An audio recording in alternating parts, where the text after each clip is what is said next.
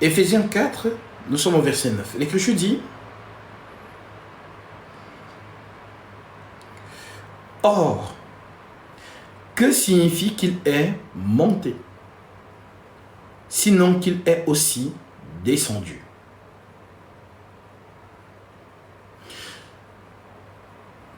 Que signifie qu'il est monté, sinon qu'il est aussi descendu dans les régions inférieures de la terre? Ici, on parle de la mort de Jésus. Celui qui est descendu, donc la mort de Jésus, c'est le même qui est monté au-dessus de tous les cieux, la résurrection, afin de remplir toutes choses. Alors, il remplit toutes choses et il a donné les uns comme apôtres. En d'autres termes, lorsqu'il redescend, on relate ici acte 2, la descente du Saint-Esprit. Lorsqu'il redescend sur les 12, parce que dans la chambre haute, on dit qu'ils étaient combien? 120. Si on enlève 0, qui représente les femmes et les enfants, ça fait combien? 12. Et les 12 symbolisent ici les 12 tribus d'Israël. Donc ce sont ces 12-là. Voilà pourquoi quand Judas Iscariote est mort, ils étaient 11. Quand Jésus montait au ciel, ils étaient combien? 11. Maintenant, pour que Jésus redescende, il faut qu'il soit 12. Voilà pourquoi on jette le sort pour choisir entre Joseph et Matthias, si je ne me trompe pas. Maintenant, lorsqu'ils sont 12, Jésus descend. Et c'est à ces 12-là qu'il donne donc ceci. Et il a donné les uns comme apôtres. Ils sont tous apôtres, les 12. Les piliers, les colonnes. Il a donné les uns comme apôtres, les autres comme prophètes, les autres comme évangélistes, les autres comme pasteurs et les autres comme docteurs. Pourquoi? Pour le perfectionnement des saints, en vue de l'œuvre de l'édification du corps de Christ, jusqu'à ce que nous soyons tous parvenus à l'unité de la foi et de la connaissance du Fils de Dieu, à l'état d'homme fait à la mesure de la stature parfaite de Christ, afin que nous ne soyons plus des enfants flottants et emportés à tout vent de doctrine par la tromperie des hommes, par leur ruse dans les moyens de séduction, méga church, écran plasma, tout ça machin, mais que professant la vérité dans la charité, nous croissions à tous égards en celui qui est le chef Christ. Alors, les 12 là qui ont reçu la main, apôtres, pasteurs, évangélistes, docteurs et prophètes, on parle des 12 apôtres. C'est dans ce lot-là qu'il y a la main du ministère. Voilà pourquoi Jésus dit d'eux: allez, c'est à vous que je donne la main, allez et faites de toutes les nations des disciples. Pas des pasteurs, pas des prophètes, pas des évangélistes, pas de ceci, non. Faites de des disciples. Les baptisant au nom du Père, du Fils et du Saint-Esprit, et enseignez-leur à observer tout ce que je vous ai prescrit. Et voici, je suis avec vous jusqu'à la fin du monde. Donc, les apôtres ont le mandat de la source, Jésus. Il donne aux apôtres. Maintenant, les apôtres, sous ce mandat, doivent faire de toutes les nations des disciples. Pas des pasteurs, des prophètes, voilà, tout ce que vous voyez aujourd'hui. C'est la confusion totale. Alors, ce récit d'Éphésiens 4, Paul nous parle de quoi en fait? Paul nous parle de Acte 1. Allons lire Acte 1. Acte 1, nous sommes au verset, je prends à partir du verset 3. L'Écriture dit: après qu'il eut souffert, Jésus, il leur apparut vivant et leur en donna plusieurs preuves, se montrant à eux pendant 40 jours, et parlant des choses qui concernent le royaume de Dieu. Comme il se trouvait avec eux, il leur recommanda de ne pas s'éloigner de Jérusalem, mais d'attendre ce que le Père avait promis, ce que je vous ai annoncé, leur dit-il. Donc, la source, Jésus, demande aux 12 qu'il a choisis de ne pas s'éloigner de Jérusalem. Mais pourquoi ils ne doivent pas s'éloigner de Jérusalem? Tout simplement parce que la prophétie doit s'accomplir. Quelle prophétie? Alors lisons Ésaïe 2. Je vous lis ça. Ésaïe 2. Nous sommes dans Ésaïe 2, verset 1. L'Écriture déclare,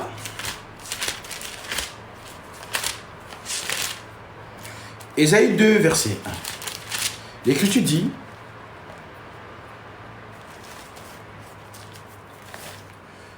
prophétie d'Ésaïe, fils d'Amos, sur Juda et Jérusalem. Alléluia. Il arrivera dans la suite des temps que la montagne de la maison de l'Éternel sera fondée sur le sommet des montagnes, qu'elle s'élèvera par-dessus toutes les collines et que toutes les nations y afflueront. Des peuples s'y rendront en foule et diront, venez et montons à la montagne de l'Éternel, à la maison du Dieu de Jacob, afin qu'il nous enseigne ses voies et que nous marchions dans ses sentiers. Car de Sion sortira la loi, en d'autres termes la science. Et de Jérusalem la parole de l'Éternel. Voilà la prophétie. Voilà donc pourquoi Jésus leur dit dans Actes chapitre 1 de ne pas s'éloigner de Jérusalem, parce que la prophétie d'Ésaïe doit s'accomplir sur vous. Alors je continue dans Actes chapitre 1. Voilà. Comme il s'est trouvé avec eux, il leur recommanda de ne pas s'éloigner de Jérusalem, mais d'attendre ce que le Père a promis. Ce que je vous ai annoncé, leur dit-il, car Jean a baptisé d'eau, mais vous, dans peu de jours, vous serez baptisés du Saint-Esprit. Maintenant, le Saint-Esprit, c'est quoi? C'est la sagesse et l'intelligence.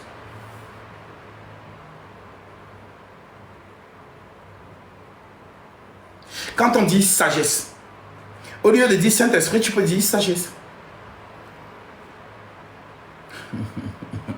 Donc, la sagesse, c'est l'Esprit Saint. Voilà pourquoi Salomon, la prière qu'il fait à Dieu, c'est quoi? Donne-moi la sagesse et l'intelligence. En d'autres termes, donne-moi ton esprit. Donne-moi ton esprit. Parce qu'avec ton esprit, je saurai toutes choses. Mon peuple périt parce qu'il lui manque la sagesse, la connaissance. Avec l'Esprit de Dieu, on a la sagesse divine.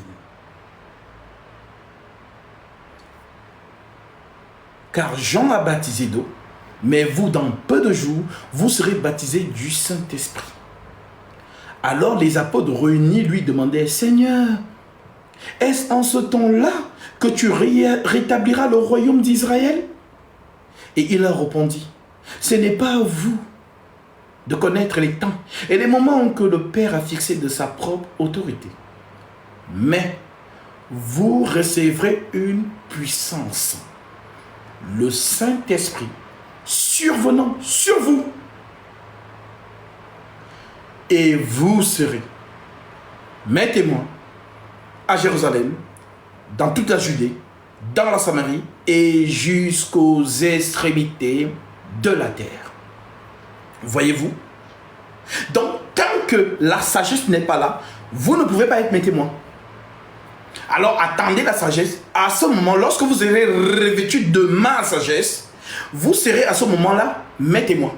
Parce que ce n'est pas vous qui parlerez, c'est l'Esprit de mon Père qui parlera en vous. Vous avez compris? Maintenant, avançons. Après avoir dit cela, il fut élevé pendant qu'il le regardait. Une nuée le déroba à leurs yeux. Et comme ils avaient les regards fixés au ciel, pendant qu'ils s'en allaient, voici deux hommes vêtus de blanc leur apparurent et dirent, hommes galiléens, pourquoi vous arrêtez-vous à regarder au ciel? Ce Jésus qui est descendu, qui a été enlevé du milieu de vous, reviendra de la même manière que vous l'avez vu s'en aller au ciel. C'est la prophétie que les deux anges donnent à ces 11. Parce que quand Jésus remonte au ciel, ils sont 11. Judas n'est plus là, il est mort. Maintenant, les anges leur donnent la prophétie que ce Jésus que vous avez vu monter redescendra de la même manière que vous l'avez vu s'en aller au ciel. Maintenant, que Dieu te bénisse, Delta, pour ton offrande. Tu as certainement été touché par la parole et tu as décidé de faire cette offrande pour prendre ta bénédiction. Et conformément à la parole du Seigneur, que celui à qui l'on enseigne la parole fasse part de tous ses biens, celui qui l'enseigne, ne vous y trompez pas. On ne se moque pas de Dieu, ce qu'on aura semé, il le moissonnera aussi. Et conformément à sa déclaration, lorsque vous entrez dans une maison, saluez-la. Et si la maison se juge digne, que votre Père vienne sur elle. Et si la maison ne se juge pas digne, que votre Père retourne avec vous. Tu en es digne parce que ce que tu as donné, je vais manger. Et que par cette offrande, le Seigneur t'accorde ce que ton cœur désire, lui qui connaît tes prières et tes doléances, et qui déverse sur toi ses dons spirituels au nom de Jésus-Christ, soit bien. Alors, une fois que vous avez donc compris que la prophétie de ces deux anges, il est en train de leur dire que Jésus redescendra de la même manière que vous l'avez vu monter. Ici, là, ce n'est pas l'enlèvement. Il parle de l'époque de détresse. Jésus ne redescendra que sur cette terre lorsque César régnera dans le monde. Tant que César ne règne pas sur le monde, Jésus ne descend pas. Jésus est né, il a trouvé César, dominant le monde. Et Jésus reviendra que lorsque César sera là. Parce que c'est César qui l'a jugé lorsqu'il était humain. Pilate, c'est l'autorité de César. Alors César doit être dans le monde pour régner. Jésus ne doit pas venir trouver la France, non. Jésus viendra trouver le royaume mondial, Rome. Satan qui va s'incarner. Comme l'a prophétisé l'apôtre Paul, 2 Thessaloniciens chapitre 2. Maintenant, une fois que Satan, le mystère de l'iniquité s'incarne, comme le mystère de la piété s'est aussi incarné, lorsqu'on définit les deux, qu'est-ce qu'on nous dit? Le mystère de la piété est grand. Dieu a été manifesté en chair, humainement. Confirmé par l'Esprit, vu des anges, prêché aux gentils, cru dans le monde et élevé dans la gloire, résurrection. C'est ainsi que le mystère de l'iniquité doit aussi s'incarner, parce que Satan imite. Ce que Jésus fait, il fait la même chose. Dieu dit à l'homme, le jour où tu mangeras, tu mourras. Satan dit à la femme, tu ne mourras pas. Jésus prend un cheval blanc. Satan prend aussi un cheval blanc. Jésus, c'est l'ange de lumière. Satan aussi se déguise en ange de lumière. Pour mieux tromper les gens. La vérité, vous ne savez pas dans quel monde vous êtes. Vous ne savez pas dans quel monde vous êtes. Quand on parle des ténèbres, les ténèbres, ce n'est pas la nuit que tu vois là. Les ténèbres, c'est Satan, le mensonge. C'est ce qu'on appelle les ténèbres. Jésus, c'est la lumière c'est la vérité. Et Satan, c'est le mensonge, donc les ténèbres. Maintenant, l'église se trouve dans un lieu des ténèbres. Voilà pourquoi il y a un homme qui marche au milieu des 7 chandeliers d'or. Donc celui qui marche au milieu des 7 chandeliers d'or, qui est l'église, c'est Jésus-Christ. Que Jean a vu dans l'Apocalypse. Marcher au milieu des 7 chandeliers d'or. Donc en train d'éclairer l'église. Donc pendant que le monde est dans le mensonge, la vérité se trouve dans l'église au corps du Christ. Et celui qui est au milieu de l'église, c'est l'Esprit Saint qui nous enseigne. Et l'enseignement que l'Esprit Saint nous donne, nous ouvre les yeux. Voilà pourquoi il dit ceci. Je vous lis ça très vite. Avant de revenir dans Actes chapitre 1, nous lisons Apocalypse chapitre 3, verset 18. Apocalypse 3, 18, Jésus nous dit: je te conseille d'acheter de moi de l'or éprouvé par le feu. Achète l'or éprouvé par le feu. Qu'est-ce que cela veut dire? Et comme je vous l'ai toujours dit, le langage apocalyptique est un langage prophétique. C'est ce que Paul dit. Nous employons un langage spirituel pour des choses spirituelles, mais l'homme animal ne comprend pas les choses de l'esprit, car elles sont une folie pour lui. Il ne peut les comprendre parce que c'est spirituellement qu'on en juge. Donc quand je lis Apocalypse, ce n'est pas le sens de ce que la phrase dit que je comprends. Parce que ce sont des choses spirituelles. Donc je dois les comprendre spirituellement. Voilà pourquoi parfois je parle avec des gens, mais c'est écrit que je dis vraiment ce sont des dodos spirituels. Tu ne peux pas comprendre l'Apocalypse avec le cerveau.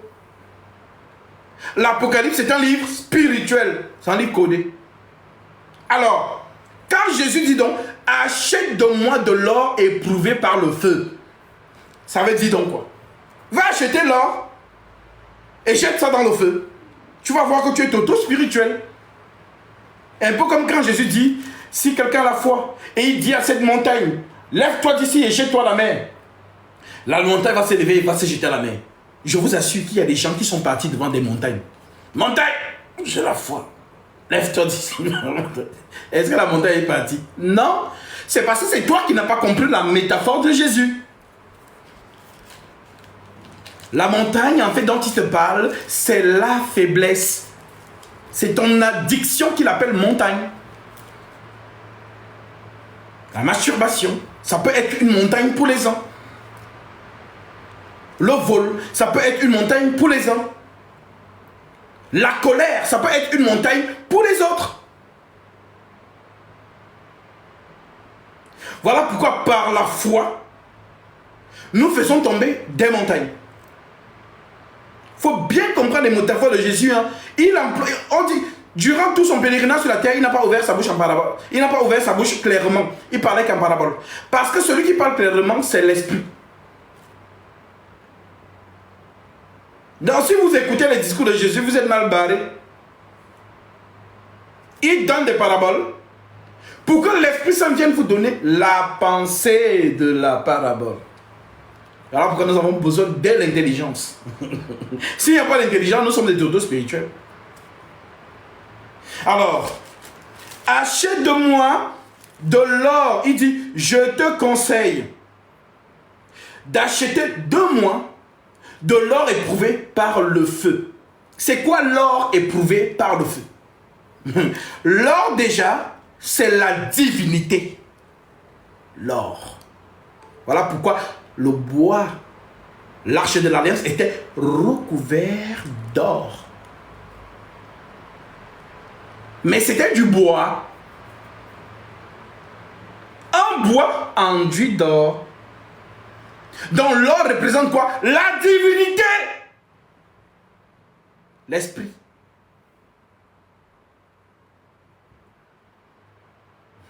Donc si Jésus te dit d'acheter de lui l'or éprouvé par le feu, il est en train de te dire, demande la parole. Ma parole est esprit et vie. Je te lis vite ce verset. Comme vous ne comprenez pas les métaphores de Jésus, les totaux spirituels et soi-disant pasteurs qui n'ont pas été appelés au ministère, vous amènent à la perdition. Parce que le don ministériel, c'est lui qui a la pensée de Christ. C'est un don. On n'apprend pas ça. On ne fait pas la théologie, les formations pour avoir ça. C'est un don. Tu es né comme ça, c'est dans le sang. Voilà pourquoi on appelle ça don. C'est Dieu qui donne. Comme on dit en Côte d'Ivoire, Dieu donne. On ne force pas. Voilà pourquoi chaque fois que tu vas m'écouter, tu seras juste coaché. Parce que tu vas comprendre les Écritures dans le sens céleste de la chose. Et non pas dans les théologies, les machins, les compréhensions humaines. Non. Alors lisons le verset.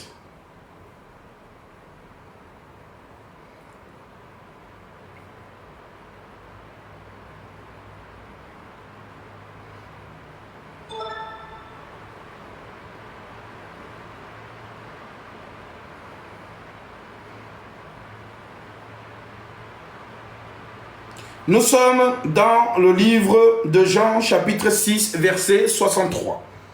Jésus dit, je prends même à partir du verset 62, le Seigneur nous déclare ceci.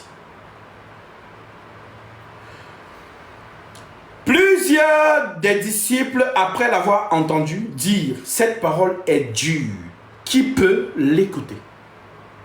Cette parole est dure. Qui peut l'écouter?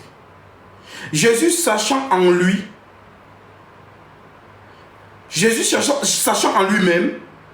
que des disciples murmuraient à ce sujet, leur dit, cela vous scandalise-t-il? Et si vous voyez le Fils de l'homme monter où il était auparavant? C'est l'esprit qui vivifie. La chair ne sert de rien. Les paroles que je vous ai dites sont esprit et vie. Alors, Apocalypse 3,18, Je te conseille d'acheter de moi de l'or éprouvé par le feu. En d'autres termes, ma parole. Achète ma parole. Parce que je vends la parole. Vendre, c'est enseigner. Donc, acheter, c'est écouter. C'est pas moi qui le dis. Lisons ça. Matthieu chapitre 25. On va revenir sur... Nous sommes sur acte 1. Voilà, donc... pour ceux qui ont l'habitude de m'écouter, vous savez que lorsque je commence à expliquer, la Bible est une forêt. Voilà, c'est une forêt. Alors, si tu ne connais pas le chemin de la route, tu vas te perdre. Voilà, donc on passe ici, on vient ici, on part là-bas et tout machin. Les pigeons disent, mais attends, il parle pas. Oui, c'est parce que tu es un pigeon. Ce sont les aigles qui se déplacent rapidement. Donc, Matthieu chapitre 25.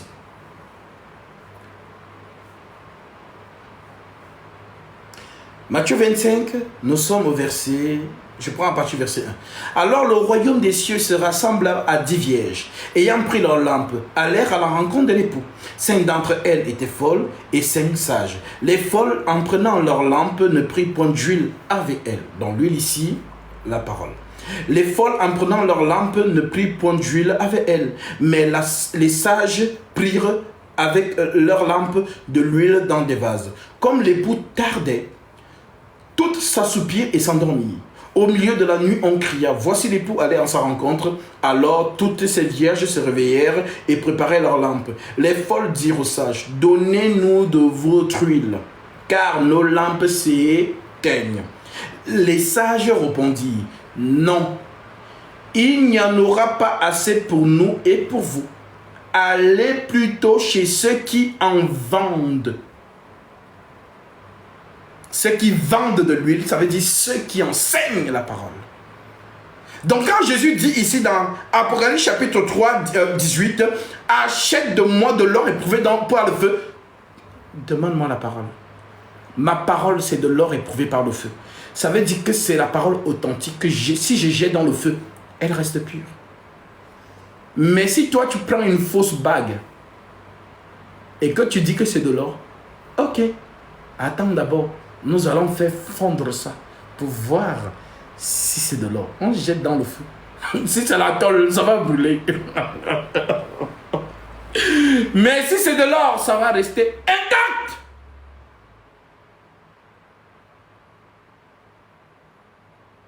Voilà pourquoi la parole de Jésus-Christ, elle est éprouvée. Si elle reste intacte, c'est la parole. Mais si tu lui dis les choses, non, si j'ai dit ça, c'est parce que à Corène, c'est pas de l'or. Va avec la tôle là-bas. La parole, ça là. Hein, je vous ai dit, pour ceux qui me suivent depuis longtemps, que ce sont des flammes de feu ici. Donc tu jettes quelque chose et dis dedans. On va voir si ça va résister. Si ça ne résiste pas, c'est la tôle qui ça va brûler. Mais si c'est de l'or, ça va rester intact. De l'or éprouvé par le feu. Maintenant, je pense que tu as compris ça aujourd'hui. Maintenant, continuons.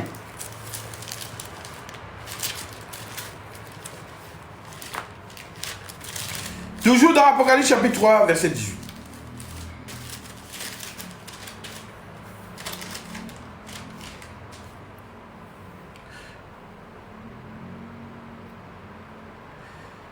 Je te conseille d'acheter de moi de l'or éprouvé par le feu, afin que tu deviennes riche. Donc quand tu as de l'or éprouvé par le feu, tu es riche. Riche de cette parole. Et des vêtements blancs, afin que tu sois vêtu.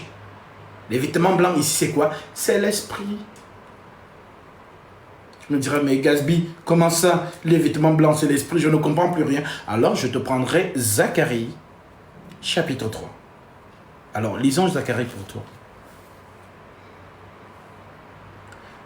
Zacharie 3, verset 1. Il me fit voir Josué, le souverain sacrificateur, debout devant l'ange de l'Éternel et Satan qui se tenait à sa droite pour l'accuser. Je vous ai toujours dit, pour ceux qui me suivent, que Satan, c'est le procureur du ciel. Le procureur, c'est l'avocat des policiers. c'est celui qui excite la justice pour que tu sois condamné quand tu fais des fautes. Alors le procureur excite la justice. Il doit mourir. C'est un danger pour la société. Il faut l'enfermer. C'est ce que Satan fait dans le ciel. Voilà pourquoi on l'appelle l'accusateur de nos frères. Vous n'avez pas compris ça? En fait, c'est le procureur. Donc, il plaide pour les démons. Et il ne plaide pas n'importe comment. Il plaide avec le code pénal. Monsieur le juge, il est écrit dans l'article 1 Jean, chapitre 3, verset 9. Ce sont les fils du diable qui pêchent. Les fils de Dieu ne pêchent point. Regarde Josué, il a péché. Alors que justice soit faite. Voilà ce que Satan fait.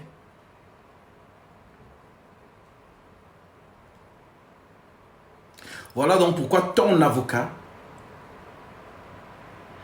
doit aussi être le juge. Que Dieu te bénisse, mon frère Joël, pour ton offrande. Tu as certainement été touché par la parole et le Seigneur met dans ton cœur de faire cette offrande. Et conformément à la parole du Christ, que celui à qui l'on enseigne la parole fasse part de tous ses biens, celui qui l'enseigne. Ne vous y trompez pas, on ne se moque pas de Dieu. Ce qu'un homme aura semé, il le moissonnera aussi. Que par cette offrande, le Seigneur t'accorde ce que ton cœur désire. Lui qui connaît tes prières et tes doléances, et qui déverse sur toi ses dons spirituels. Au nom de Jésus-Christ, mon frère, sois béni. Shalom. Donc, nous avons donc cette scène ici. Il me fit voir Josué, souverain sacrificateur, dans la tête du peuple d'Israël, debout devant l'ange de l'Éternel. L'ange de l'Éternel, c'est qui? C'est Jésus-Christ, Michael. Et Satan qui se tenait à sa droite pour l'accuser. L'Éternel dit à Satan, que l'Éternel te reprime, Satan, que l'Éternel te reprime. Lui qui a choisi Jérusalem, n'est-ce pas là un tisson arraché du feu? Or, Josué était couvert de vêtements sales. Josué était coupable. Josué était coupable. Il avait quoi? Les vêtements sales. Le péché. Mais qu'est-ce qui va se passer? Or, Josué était couvert de vêtements sales. Et il se tenait debout devant l'ange de l'Éternel. L'ange prenant la parole dit à ceux qui étaient devant lui, ôtez-lui les vêtements sales. Puis il dit à Josué, vois, je t'enlève ton iniquité. Et je te revêt d'habits de fête. Quel est cet ange qui revêt les habits de fête des gens?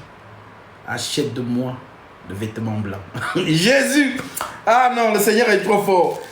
Jean, donc nous toujours dans l'Apocalypse chapitre 3, verset 18.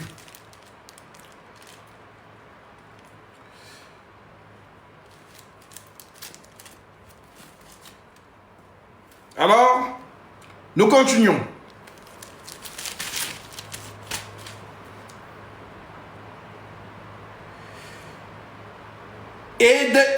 Il dit,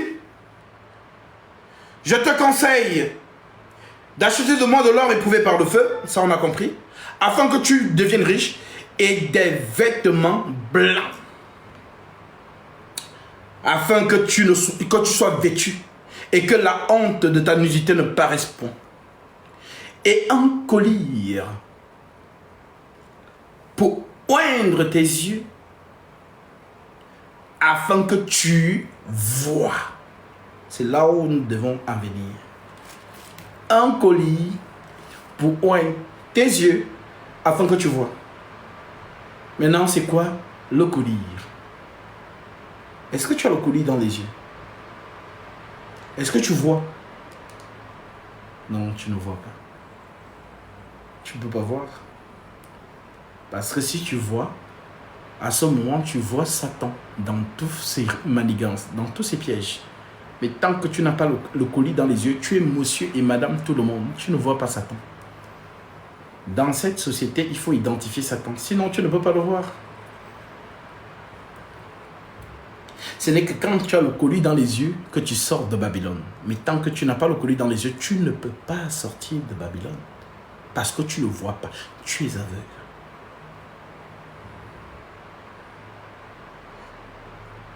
Jésus te propose le colis pour oindre tes yeux afin que tu vois. Et c'est ce qu'il te dit dans Luc chapitre 4, verset 16 que je vais te lire. Écoute. Luc 4, verset 16 en descendant, il déclare: il se rendit à Nazareth, qui? Jésus, où il avait été élevé. Et selon sa coutume, il entra dans la synagogue le jour du sabbat. Il se leva pour faire la lecture et on lui remit le livre du prophète Isaïe. L'ayant déroulé, il trouva l'endroit où il était écrit: l'Esprit du Seigneur est sur moi, parce qu'il m'a oint pour annoncer une bonne nouvelle aux pauvres. Il m'a envoyé pour guérir ceux qui ont le cœur brisé, pour proclamer aux captifs la délivrance et aux aveugles le recouvrement de la vue. Les aveugles doivent voir. Tant que tu n'as pas le colis dans les yeux, tu es aveugle. Et le colis, c'est l'enseignement. C'est l'enseignement qui te permet de comprendre la sagesse divine et de voir. La bonne terre est celle qui entend la parole et qui la comprend. Donc, l'enseignement est celui-là qui te permet de comprendre comment tu te trouves dans le monde des ténèbres et de sortir. Sortez du milieu de mon peuple. Mais tant que tu n'as pas le colis, tu es toujours dans Jésus m'a sauvé. Alléluia, amen, amen. Tu es toujours dedans. Tu es toujours dedans. Mais tu es dans le bateau de Satan. Regardez la marée humaine qui se trouve dans le système papal. Ils n'ont pas de colis. Donc ils n'identifient pas Satan. Pourtant ils sont dans sa synagogue. Regardez ceux qui sont dans les églises réveillées, le système luthérien. Pareil. Voilà pourquoi Jésus dit: ce n'est pas tous ceux qui me disent Seigneur, Seigneur, qui entreront tous dans le royaume des cieux, mais celui-là.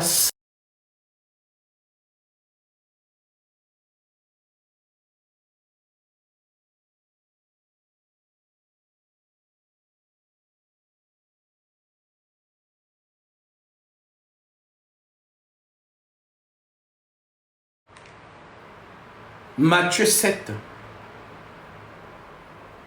Matthieu 7, verset 21. Matthieu 7, verset 21.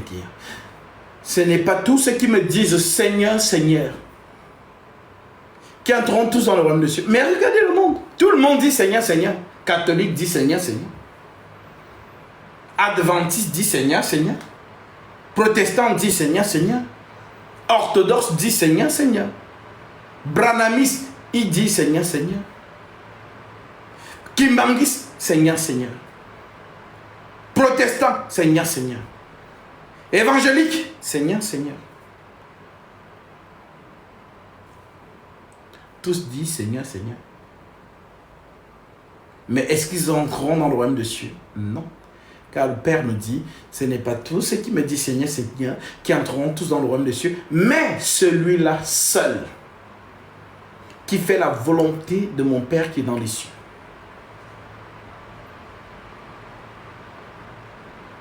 Maintenant, la volonté du Père qui est dans les cieux, c'est quoi? Jean chapitre 17, verset 5 à 6, que je lis pour toi. Jean 17, verset 5 à 6. Et que tu déclares: et maintenant toi, Père, glorifie-moi auprès de toi-même de la gloire que j'avais auprès de toi avant que le monde fût. J'ai fait connaître ton nom aux hommes que tu m'as donnés du milieu du monde. Ils étaient à toi et tu me les as donnés et ils ont gardé ta parole. Donc garder fidèlement la parole de Jésus, c'est ça faire la volonté de mon Père. Celui qui m'aime garde mes commandements. Maintenant vous avez les gens qui n'ont pas gardé le dépôt. Et ils se sont égarés dans des vains discours. Dans les fables généalogiques d'hommes corrompus.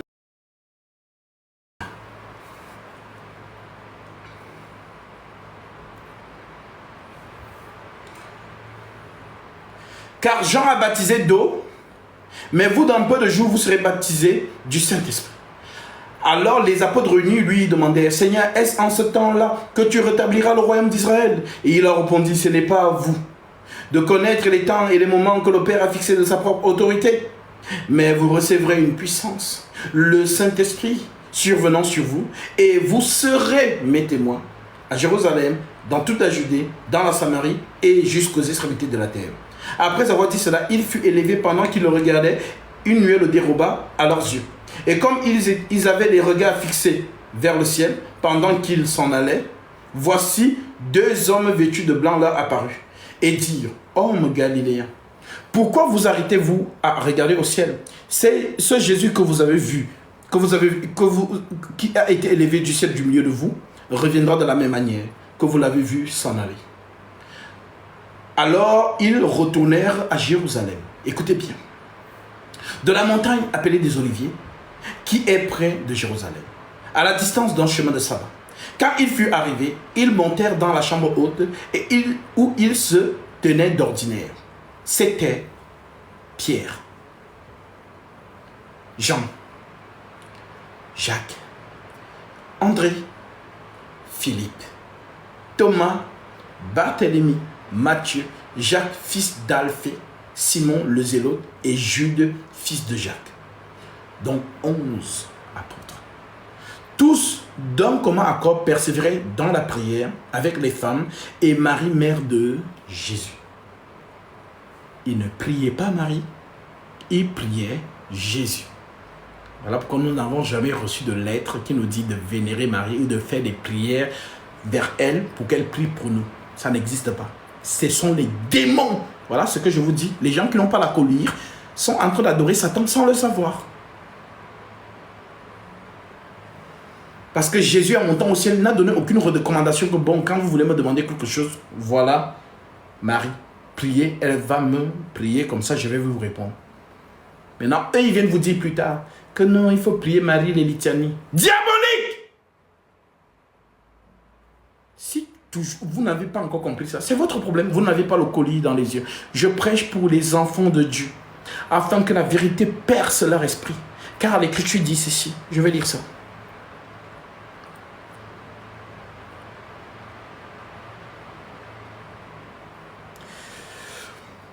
Hébreux chapitre 4, verset 12. Car la parole de Dieu est vivante et efficace, plus tranchante qu'une épée quelconque à 2 tranchants, pénétrant jusqu'à partager âme, esprit, jointure et moelle. Elle juge les sentiments et les pensées du cœur. Et Marie, mère de Jésus, et avec les frères de Jésus. En ce jour-là, Pierre se leva. Au milieu des frères, le nombre des personnes réunies était d'environ 120. Et il dit, hommes frères, il fallait que s'accomplisse ce que le Saint-Esprit dans l'Écriture a annoncé d'avance par la bouche de David au sujet de Judas Iscariote, qui a été le guide de ceux qui ont saisi Jésus. Il était compté parmi nous et il avait part au même ministère. Cet homme ayant acquis un champ avec le salaire du crime est tombé, s'est rompu par le milieu du corps et toutes ses entrailles se sont répandues. La chose a été si connue dans tous les habitants de Jérusalem que ce champ a été appelé dans leur langue Hakel Dama, c'est-à-dire champ du sang. Or, il était écrit dans le livre des psaumes que sa demeure devienne déserte et que personne ne l'habite et qu'un autre prenne sa charge. Alors Pierre, sous inspiration du Saint-Esprit, va donc placer 2. Il faut donc que parmi ceux qui nous ont accompagnés, tous les temps que le Seigneur Jésus a vécu avec nous, depuis le baptême de Jean jusqu'au jour où il a été enlevé du milieu de nous, il y en ait un qui nous soit associé et non une, comme témoin de sa résurrection. Mais qui était le témoin de la résurrection de Jésus? C'est Marie de Magdala. Hein, Pierre, tu as oublié? Jésus s'est présenté à une femme en premier. Marie de Magdala, c'est elle vraiment le témoin. Mais pourquoi tu veux choisir seulement un homme? Choisis Marie. Mais l'Esprit Saint dit non. Car Jésus lui-même n'a pas choisi d'apôtre, femme. Mais la prophétie s'accomplit en choisissant un homme. Ayant il y en a un qui nous soit associé comme témoin de sa résurrection. Ils en présentèrent deux, Joseph appelé Barsabas, surnommé Justice, et Matthias. Puis ils firent cette prière: Seigneur, toi qui connais les cœurs de tous, de tous, désigne lequel de ces deux tu as choisi, afin qu'il ait part à ce ministère et à cet apostolat que Judas a abandonné pour aller à son lieu. Ils tirèrent au sort et le sort tomba sur Matthias qui fut associé aux 11 apôtres. Maintenant, ils ne sont plus 11, maintenant ils sont 12. Alors, comment vous saurez que c'est Jésus qui a vraiment validé Matthias? Parce que acte 2, qu'est-ce qui se passe? Le jour de la Pentecôte, ils étaient tous ensemble dans le même lieu. Tout à coup, il vint du ciel un bruit comme celui d'un vent impétueux. Et il remplit toute la maison où ils étaient assis. Des langues semblables à des langues de feu leur apparurent séparées les unes des autres et se posèrent sur chacun d'eux, et ils furent tous remplis du Saint-Esprit. Donc Matthias est validé parce que c'est la 12e pierre qui doit être posée sur l'autel pour que le feu descende, l'Esprit Saint. Et ils se mirent à parler en d'autres langues selon que l'Esprit leur donnait de s'exprimer. Or, il y avait à Jérusalem, en ce jour à Jérusalem, des hommes pieux, donc qui réalisent Ésaïe chapitre 2 là-bas. De Jérusalem, des Juifs, des hommes pieux, de toutes les nations qui sont sur le ciel. Au bruit qui eut lieu, la multitude accourut et il fut confondus parce que chacun les entendait parler en sa propre langue. Ils étaient tous dans l'étonnement et la surprise, et ils se disaient les uns aux autres: voici ces hommes qui parlent, ne sont-ils pas tous galiléens? Et comment les entendons-nous dans notre langue propre? Notre langue propre, langue à chacun, dans notre langue maternelle. Pertes, Mèdes, Élamites, ceux qui habitent la Mésopotamie, la Judée, la Cappadoce, le Pont, l'Asie, la Phrygie, la Pamphylie, l'Égypte, le territoire de Libye, voisine, de Cyrène, et ceux qui sont venus de Rome, Juifs et prosélytes, Crétois et Arabes. Comment les entendons-nous parler dans nos langues des merveilles de Dieu? Ils étaient tous dans l'étonnement, et ne sachant que penser, ils se disaient les uns aux autres: que veut dire ceci? Mais d'autres se moquaient en disant: ils sont pleins de vin doux. Alors Pierre se présenta avec les 11. C'est là où je voulais arriver. Pierre se présenta avec les 11. Maintenant que la sagesse et l'intelligence sont sur eux, les 12 là, maintenant la prédication pour faire en sorte que les membres du corps de Christ viennent s'enraciner sur leur fondement. Parce que quand on dit Éphésiens 2:20, vous avez été édifiés sur le fondement des apôtres et des prophètes, Jésus-Christ lui-même étant la pierre angulaire. En fait, vous avez été édifiés sur l'enseignement du Saint-Esprit par les apôtres. C'est ça qu'il faut comprendre.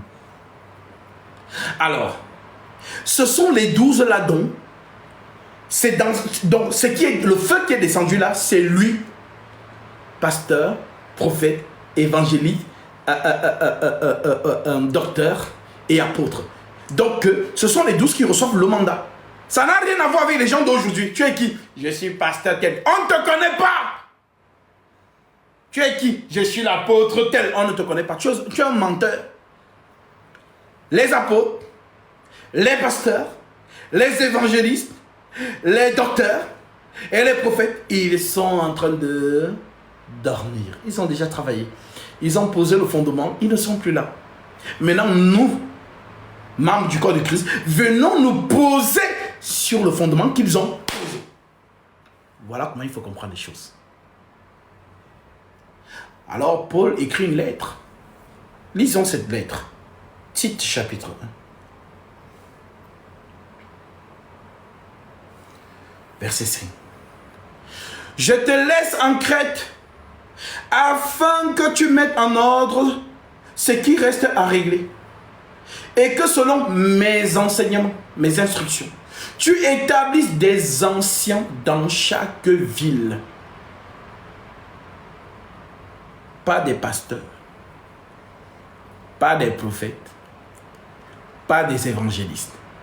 Donc partout les apôtres passaient, ils laissaient toujours un ancien. Et c'est cet ancien qui faisait quoi? Qui recevait les lettres de la part des apôtres et qui les lisait pour cette ville-là Supposons que Paul arrive à Paris. Il prêche au niveau de l'Arc de Triomphe. Tout le monde vient, on écoute. Maintenant, ceux qui ont cru, Paul les baptise. Paul impose les mains sur eux, il invoque le Saint-Esprit descend sur eux. Maintenant, Paul donc choisit un comme étant l'ancien. Et le recommande les disciples de cette ville-là. Disant que, voilà donc l'ancien. Maintenant, les conditions.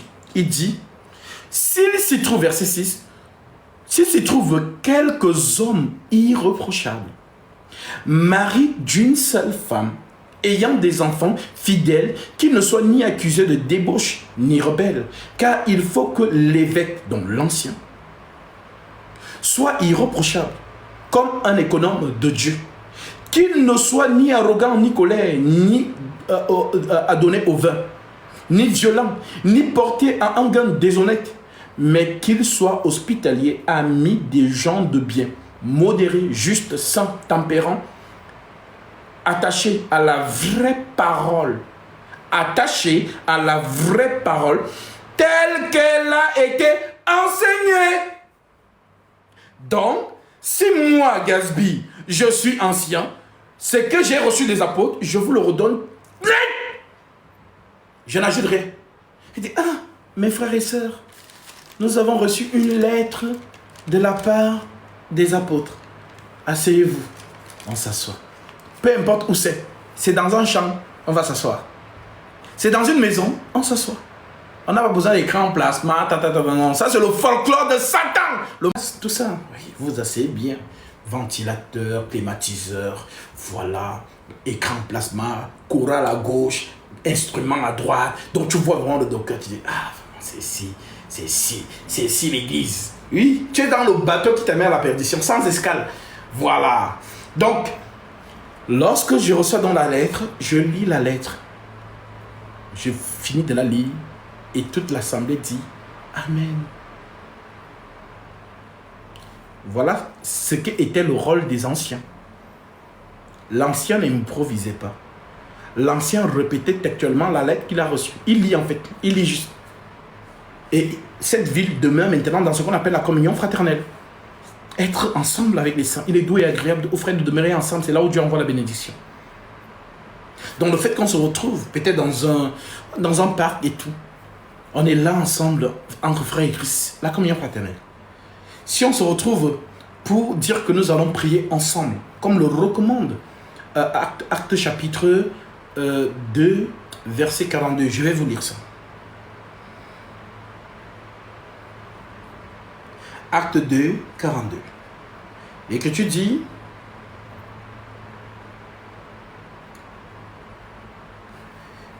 voilà, je prends, l'Écriture dit, donc, dans Pierre 1, avec son discours, verset 39, car la promesse est pour vous et pour vos enfants. Donc, je prends à partir du verset 37 pour la meilleure compréhension de ce que nous écoutons. Après avoir entendu ce discours, donc, ils sont là, à Jérusalem. Après avoir entendu ce discours, ils hurent. Donc, c'est là vraiment que la première assemblée va se former. Hein.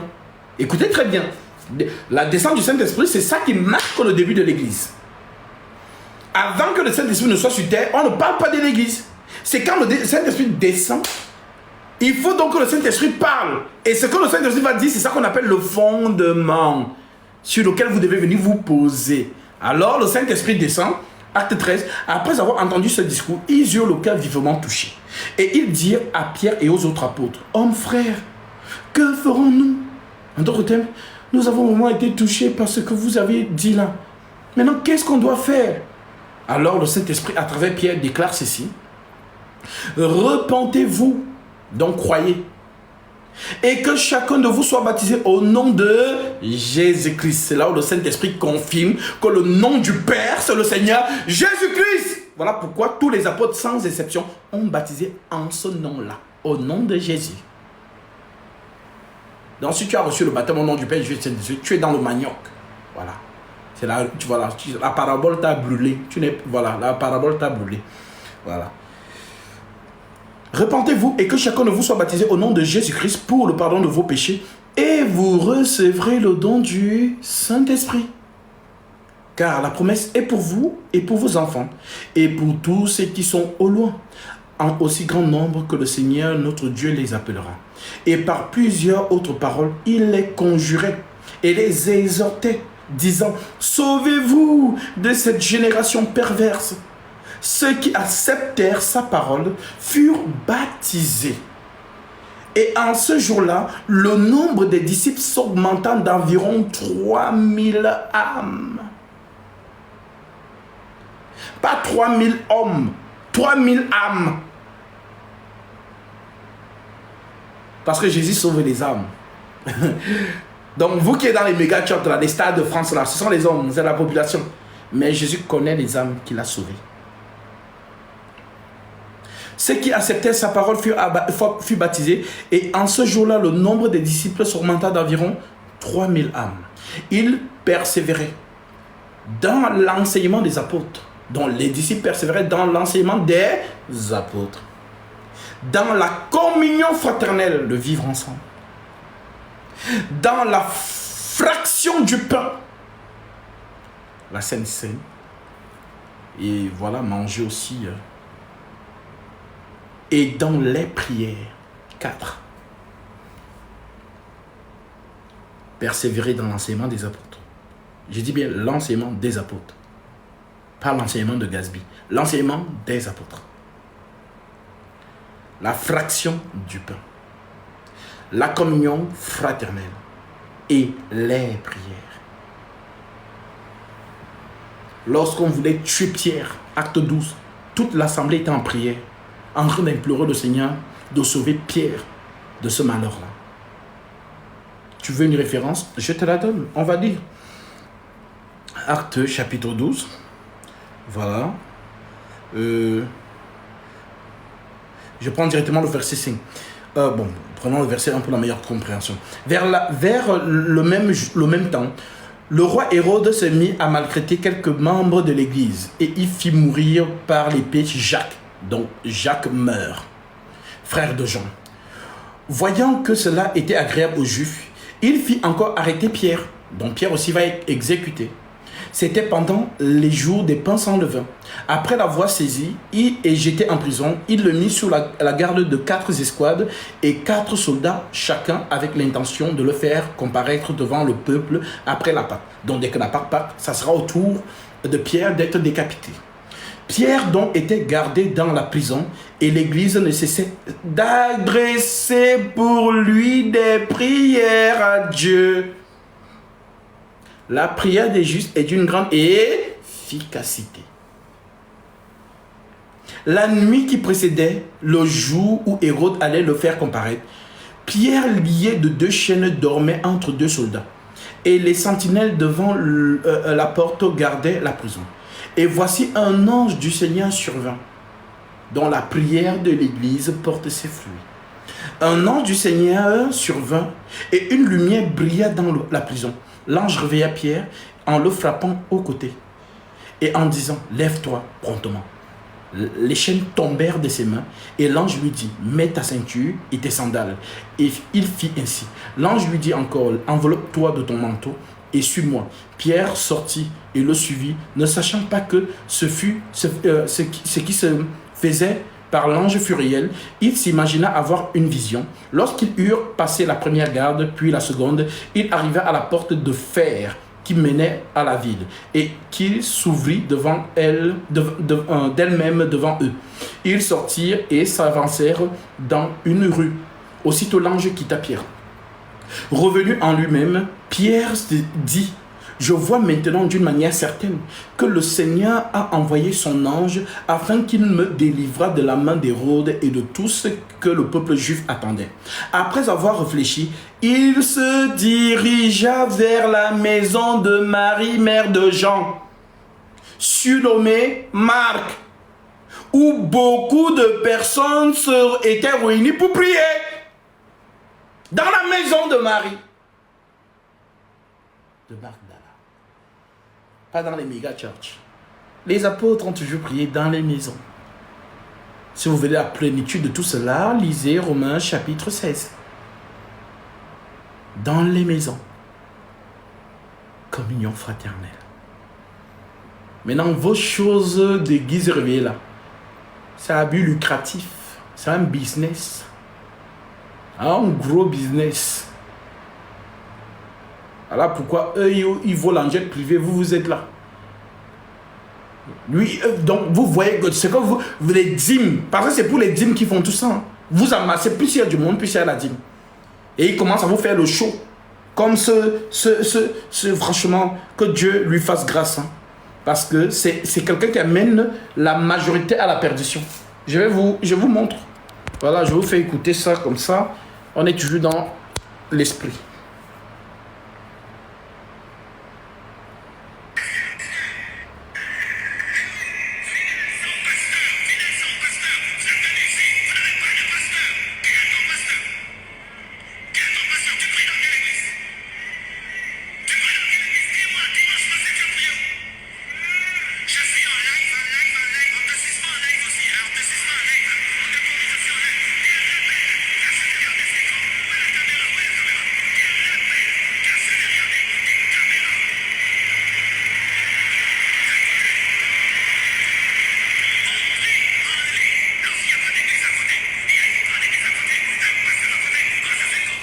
Voilà.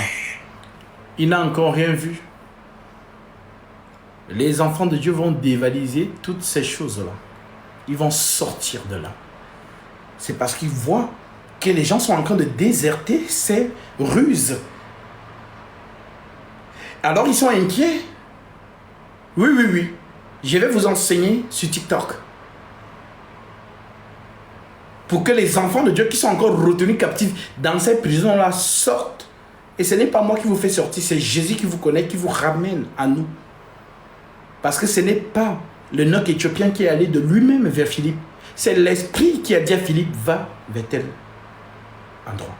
Ce n'est pas Corneille qui est allé vers lui-même vers Pierre. C'est l'esprit qui dit à Pierre d'aller à Corneille. Ce n'est pas Lydie, la sœur Lydie, à Actes chapitre 16, qui est allée vers Paul. C'est l'esprit qui conduit Paul vers Lydie. La supercherie est terminée. Ceux qui doivent aller à la perdition, oui, ils monteront dans vos Titanic, dans vos bateaux là.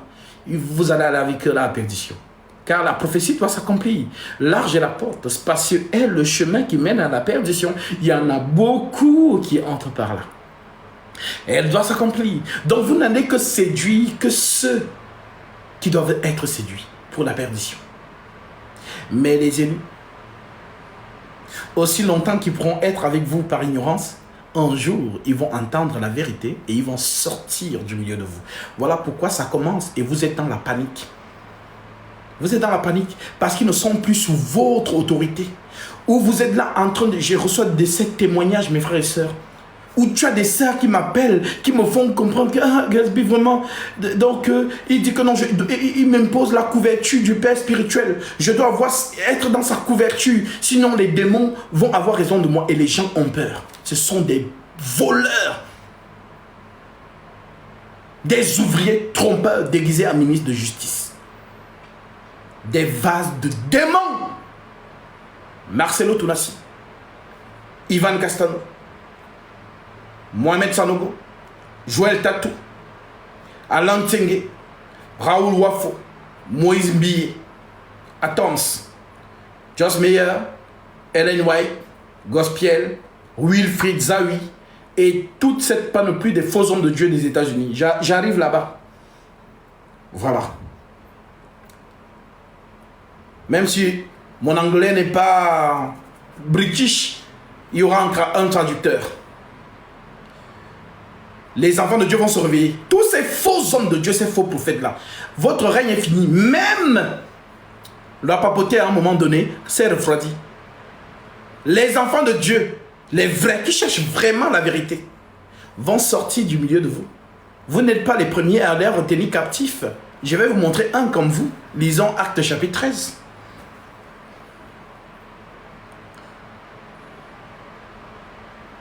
Acte 13. Il y avait dans l'église d'Antioche des prophètes et des docteurs, Barnabas, Siméon, appelé Niger, Lucius de Cyrène, Manaën, qui avait été élevé avec Hérode le Tétrarque, et Saoul, donc l'apôtre Paul. Pendant qu'ils servaient le Seigneur dans leur ministère et qu'ils jeûnaient, le Saint-Esprit dit, mettez-moi à part Barnabas et Saoul pour l'œuvre à laquelle je les ai appelés. Alors, après avoir jeûné, ils priaient et leur imposaient les mains et ils laissèrent partir Barnabas et Saoul.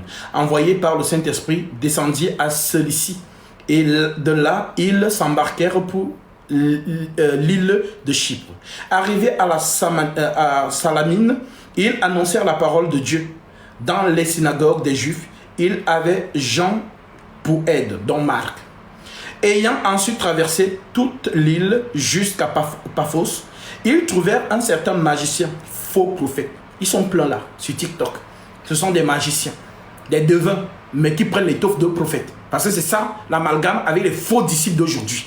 Lorsqu'un marabout est dans sa case, on l'appelle là-bas sorcier ou marabout. Mais dès que le marabout s'habille bien, il met le costume, il descend en ville, on l'appelle prophète des nations. Donc ça dépend du lieu où tu es.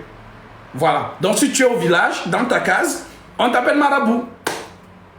Mais si le même marabout sort de sa case, il porte un costume, il descend en ville, on l'appelle prophète des nations.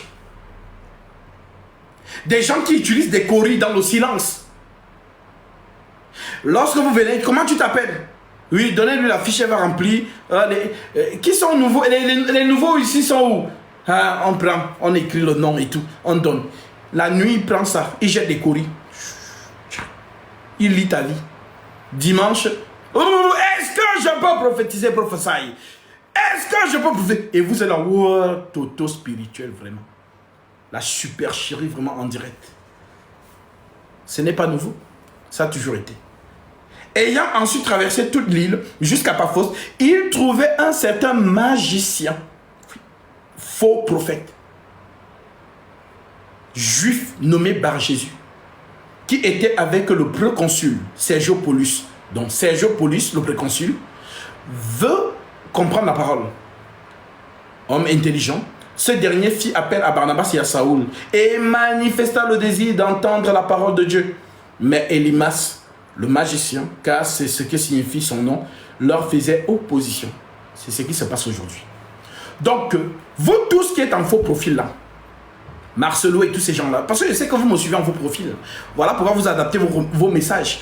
Sachez que vous ne pouvez pas faire la guerre contre le Saint-Esprit. Jésus a dit, aucun élu ne se perdra. Aucun élu ne se perdra. Donc, malgré que vous pouvez retenir un enfant de Dieu captif dans vos fausses églises là, un jour, il ou elle entendra la vérité et vous abandonnera. Il sortira, car c'est l'appel. Sortez du milieu de mon peuple. Tous les enfants de Dieu vont revenir à la vérité. Mais ceux qui doivent s'égarer, ne vous inquiétez pas. Vous aurez toujours les salles pleines. Ne vous inquiétez pas, c'est la prophétie. Large est la porte, spacieux est le chemin qui mène à la perdition. Il y en a beaucoup qui entrent par là. C'est la prophétie, elle doit bien s'accomplir. Elle doit bien s'accomplir. Voilà. Donc, vous êtes des faux hommes de Dieu dont Paul a parlé dans 1 Corinthiens chapitre 11, 2 Corinthiens chapitre 11, au verset 12. Voilà. Mais j'agirai de la sorte pour ôter ce prétexte à ceux qui cherchent un prétexte.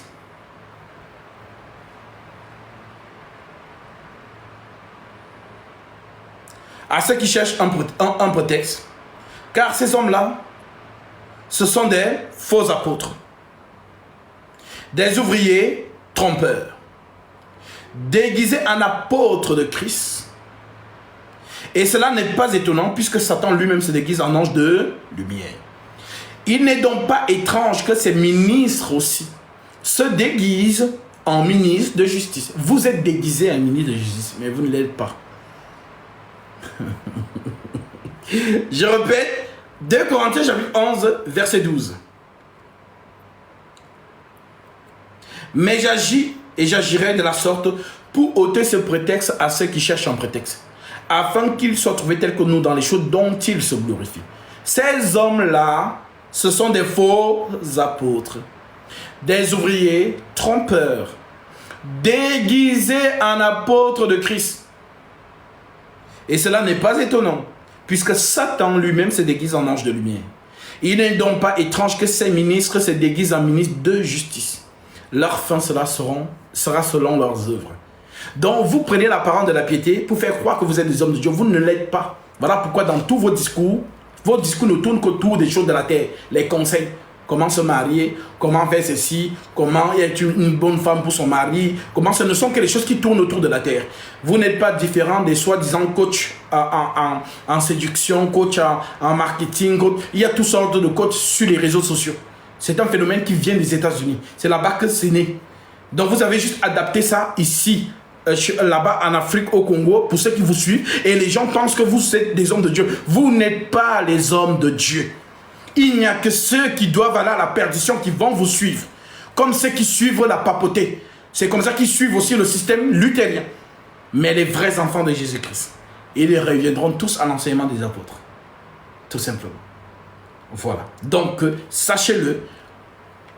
Éphésiens chapitre 4 parle des 12. Et c'est sur les 12 que vous êtes fondés. Pas sur qui que ce soit.